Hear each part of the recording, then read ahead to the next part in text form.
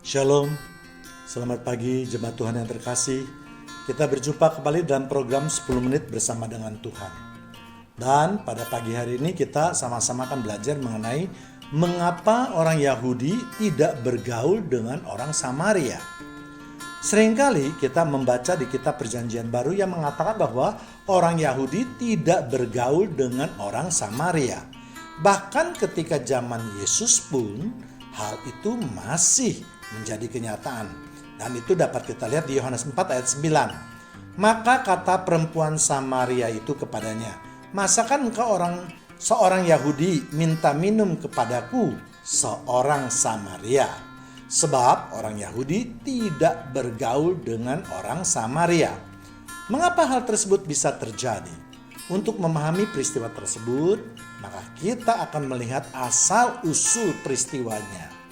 Seperti kita ketahui pada zaman Musa, ketika Tuhan hendak memberkati ataupun mengutuk bangsa Israel sebelum masuk ke tanah perjanjian, maka Tuhan memerintahkan bangsa Israel itu dibagi menjadi dua bagian, yaitu 6 suku di gunung Gerizim yang akan membacakan berkat, dan 6 suku lagi berdiri di gunung Ebal yang akan membacakan kutuk.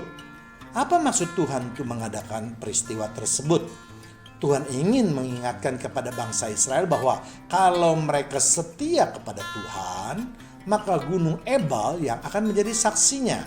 Dengan demikian, maka suku yang berada di gunung Gerizimlah yang akan membacakan berkat. Suku mana saja yang mengucapkan berkat tersebut? Hal ini dapat kita lihat di Ulangan 27 ayat 12.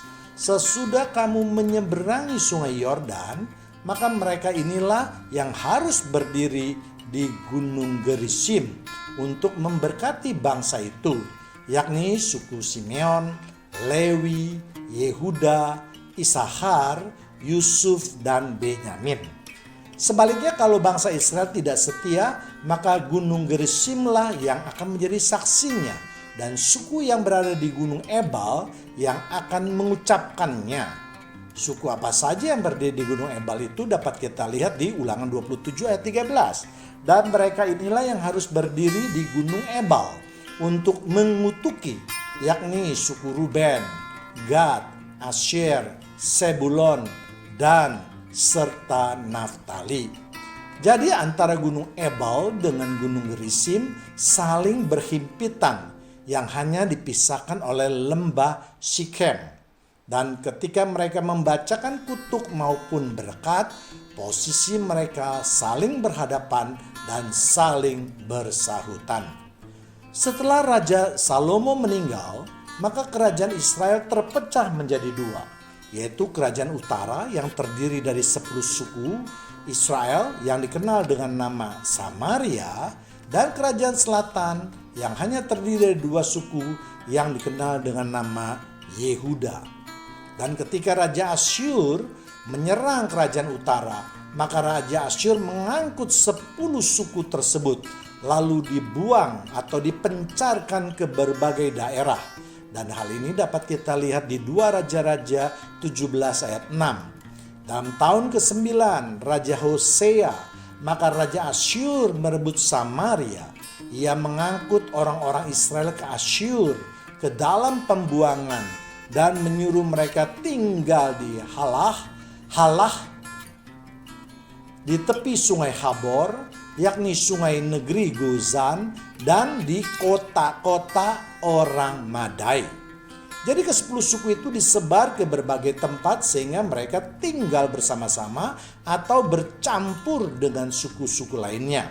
Dan sebaliknya ketika Raja Asyur mengembalikan orang Samaria, ia mengambil bukan keturunan orang Samaria, tetapi dari berbagai suku yang lain. Dan hal ini dapat dilihat di 2 Raja-Raja 17 ayat 23 sampai 24. Sampai Tuhan menjauhkan orang Israel dari hadapannya, seperti yang telah difirmankannya dengan perantaran semua hambanya para nabi. Orang Israel diangkut dari tanahnya ke Asyur ke dalam pembuangan. Demikianlah sampai hari ini. Ayat 24, Raja Asyur mengangkut orang Babel dari Kuta, dari Awa, dari Hamat, dari Sefarwaim, lalu menyuruh mereka diam di kota-kota Samaria menggantikan orang Israel. Maka orang-orang itu pun menduduki Samaria dan diam di kota-kotanya. Jadi ketika Raja Asyur mengembalikan orang Samaria, dia bukannya mengambil suku-suku tadi, tetapi dia mengambil suku bangsa yang berasal dari tempat lain yang tidak ada hubungannya dengan orang Samaria. Inilah sebabnya mengapa orang Samaria ditolak oleh orang Yahudi. Karena mereka yang tinggal di Samaria setelah masa pengembalian dari pembuangan, orang yang tinggal di Samaria bukanlah yang asli atau maupun yang campuran dari keturunan orang Samaria atau orang Israel atau yang 10 suku itu. Sehingga mereka biasa mengadakan korban di bukit-bukit pengorbanan. Mereka mendirikan tugu-tugu berhala untuk penyembahan dan seterusnya. Itulah sebabnya mereka ditolak oleh orang Yahudi. Karena Tuhan mengatakan bahwa bangsa Israel dilarang untuk bergaul dengan mereka. Karena Tuhan takut akibat dari hubungan tersebut akan melahirkan keturunan bangsa Israel yang akan menjadi penyembah berhala. Pelajaran apa yang dapat kita ambil dari peristiwa tersebut? Firman Tuhan mengingatkan kita untuk selalu taat dan patuh jika kita ingin mendapat berkat. Dan sebaliknya, jika kita melanggar atau melawan firman Tuhan, maka kutuklah yang akan kita terima.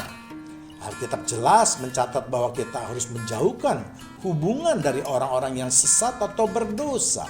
Karena pergaulan yang buruk bisa merusak kebiasaan yang baik. 1 Korintus 15 ayat 33. Janganlah kamu sesat. Pergaulan yang buruk merusakkan kebiasaan yang baik. Ataupun ditegaskan di Mazmur 1 ayat 1. Berbahagialah orang yang tidak berjalan menurut nasihat orang fasik, yang tidak berdiri di jalan orang berdosa, dan yang tidak duduk dalam kumpulan kaum pencemooh.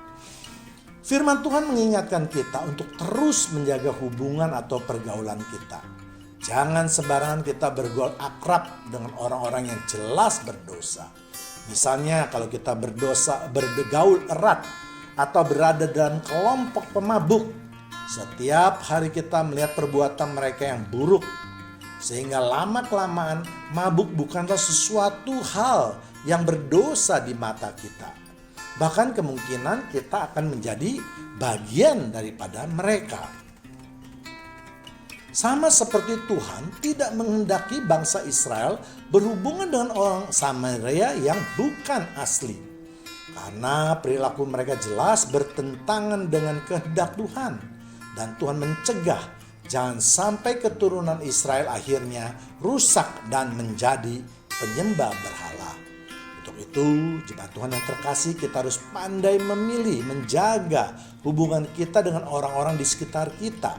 Terutama yang berhubungan dengan ajaran agama. Karena kerja iblis adalah sangat halus, tidak secara langsung menyatakan kesesatannya. Bahkan mereka juga bisa memakai ayat-ayat untuk menjerat manusia. Kita harus ekstra hati-hati menjaga hubungan dengan mereka maupun keturunan kita.